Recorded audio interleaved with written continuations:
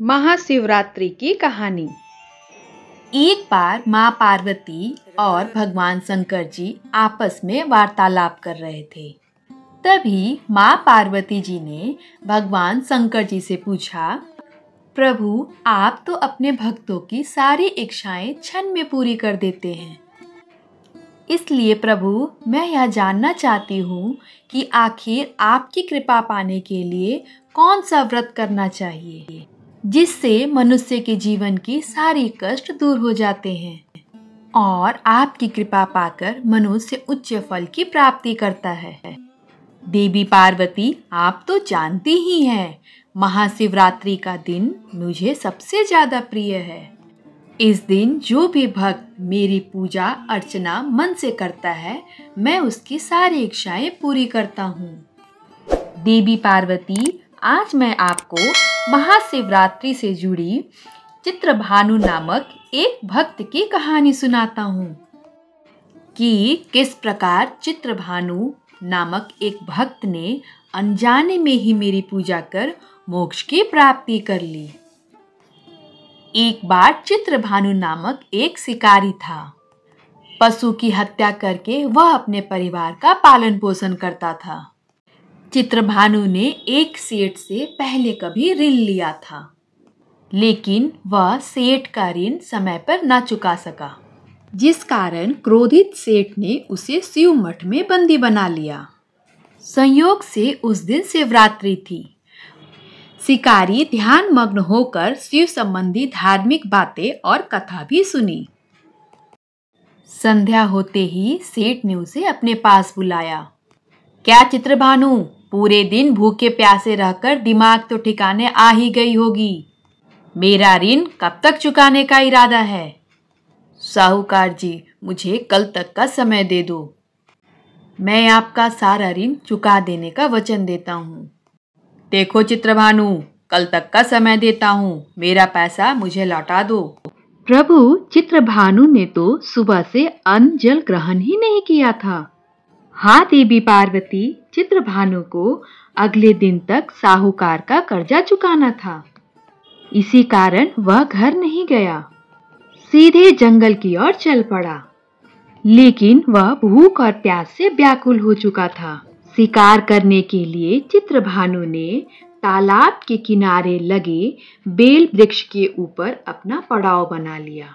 उसी पेड़ के नीचे शिवलिंग थे जो पेड़ पत्तियों से ढके हुए थे। चित्रभानु इस बात से अनजान था। पड़ाव बनाते समय चित्रभानु ने बेल वृक्ष की जो टहनियां तोड़ी, उसके पत्ते नीचे शिवलिंग पर जा गिरे। इस प्रकार दिन भर भूखे रहने से चित्रभानु का व्रत भी हो गया। चित्रभानु के हाथ से शिवलिंग पर बेल पत्तियां भी चढ़ गए।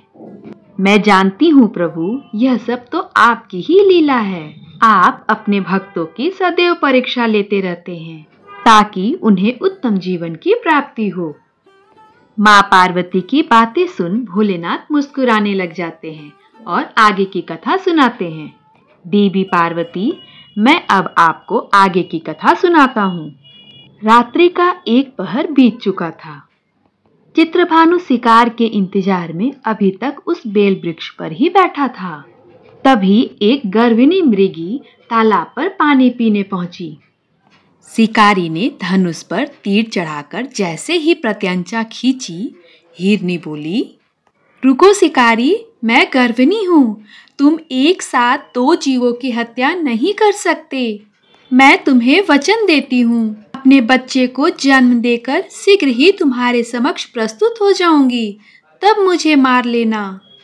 पता नहीं क्यों इस गर्विणी हिरनी को तो मारने का मन ही नहीं कर रहा है। इसकी बात पर विश्वास करके इसे जाने देता हूँ। कोई दूसरा शिकार आएगा तो फिर उसे मार लूंगा। कुछ ही देर के बाद एक और हिरनी के ऊपर शिकारी की नजर पड़ी। चित्रभानु की प्रसन्नता का तो ठिकाना न रहा। हिरनी के समीप आने पर शिकारी ने धनुष पर बाण चढ़ाया। तब उसे देख हिरनी ने विनम्रता पूर्वक शिकारी से निवेदन किया, हे शिकारी, मैं अपने पति की खोज में भटक रही हूँ। मैं अपने पति से मिलकर शीघ्र ही तुम्हारे समक्ष आ जाऊंगी। मेरी बात पर विश्वास करो शिकारी। मैं तुम्हें निराश नहीं करूंगी। पता नहीं क्यों आज मुझे क्या हो रहा है। मेरे हाथ आए शिकार को भी मैं छोड़ दे रहा हूँ। आज मैं अपने धनुष से बाण क्यों नहीं छोड़ पा रहा हूँ। रात्रि का अंतिम पहर बीत रहा था। तभी एक अन्य मृगी अपने बच्चों के साथ वहां से निकल रही थी। नजर पड़ते ही उसने सोचा, मैं अपने हाथ से इस शिकार को नहीं जाने दूंगा। अपने धनुष से बाण छोड़ने ही वाला था, तभी हिरनी कहती है, हे शिकारी, मुझे अभी जाने दो। मैं इन बच्चों को इनके पिता को सौंपकर शीघ्र ही वापस आ जाऊंगी। मेरी बात पर विश्वास करो शिकारी, मैं तुम्हें निराश नहीं करूंगी। मैं तुम्हें मूर्ख दिखता हूँ। सामने आए शिकार को मैं क्यों छोड़ूं? इसके पहले मैं अपने 2 शिकार खो चुका हूँ। मेरे बच्चे भूख प्यास से तड़प रहे होंगे। मैं तुम सब की बातों को बहुत मान चुका।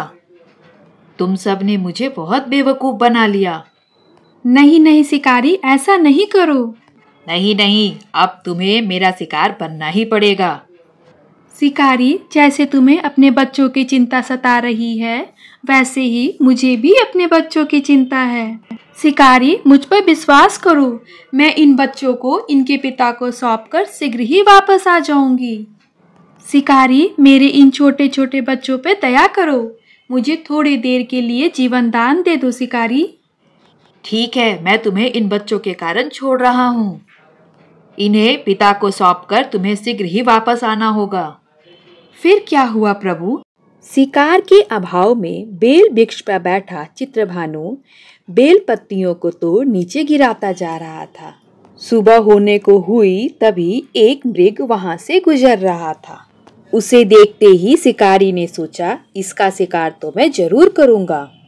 शिकारी की तनी प्रत्यंचा देखकर मृग ने बोला, हे शिकारी, यदि तुमने मुझसे पूर्व आने वाली 3 मृगियों तथा छोटे छोटे बच्चों को मार डाला है तो मुझे भी मारने में विलंब न करो, ताकि मुझे उनके वियोग में एक क्षण भी दुख न सहना पड़े।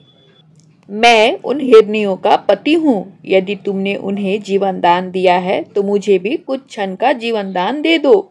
मैं उनसे मिलकर तुम्हारे समक्ष उपस्थित हो जाऊंगा। मृग की बातें सुनते ही शिकारी के सामने पूरी रात का घटनाक्रम घूम गया। उसने सारी कथा मृग को सुना दी। तब मृग ने कहा, मेरी तीनों पत्नियां जिस प्रकार प्रतिज्ञाबद्ध होकर गई है, मेरी मृत्यु से अपने धर्म का पालन नहीं कर पाएगी। हे शिकारी, जैसे तुमने उन्हें विश्वास पात्र मानकर छोड़ा है, वैसे ही मुझे भी जाने दो। मैं उन सब के साथ तुम्हारे सामने शीघ्र ही उपस्थित होता हूँ। फिर क्या हुआ प्रभु?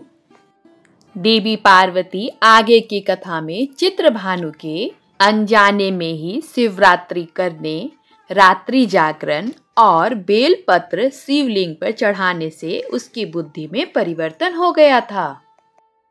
प्रभु, यह तो आपकी ही अनुकंपा है, जो चित्रभानु जैसे हिंसक शिकारी का हृदय भी करुणा से भर आया। थोड़ी ही देर के बाद हिरन का पूरा परिवार उसके समक्ष उपस्थित हो गया, ताकि वह उसका शिकार कर सके। जंगली पशुओं की ऐसी सत्यता, सात्विकता और उनके सामूहिक प्रेम भावना को देखकर चित्रभानु को बड़ी ग्लानि हुई। उसके नेत्रों से आंसू बहते ही जा रहे थे। उस मृग परिवार को न मारकर चित्रभानु ने अपने कठोर हृदय को जीव हिंसा से हटा दिया और सदा के लिए अपने हृदय को कोमल और दयालु बना लिया। शिकारी चित्रभानु ने बुराई का मार्ग छोड़कर अच्छाई के मार्ग को अपना लिया और मेहनत मजदूरी करके उस साहूकार का कर्ज भी चुका दिया। प्रभु, आपकी महिमा तो अपरंपार है। आप तो अपने भक्तों को कभी अकेला नहीं छोड़ते और अपना आशीर्वाद अपने भक्तों पे बनाए रखते हैं। ओम नमः शिवाय। हर हर Mahadev. Please like, share and subscribe. मिलते हैं नेक्स्ट स्टोरी में।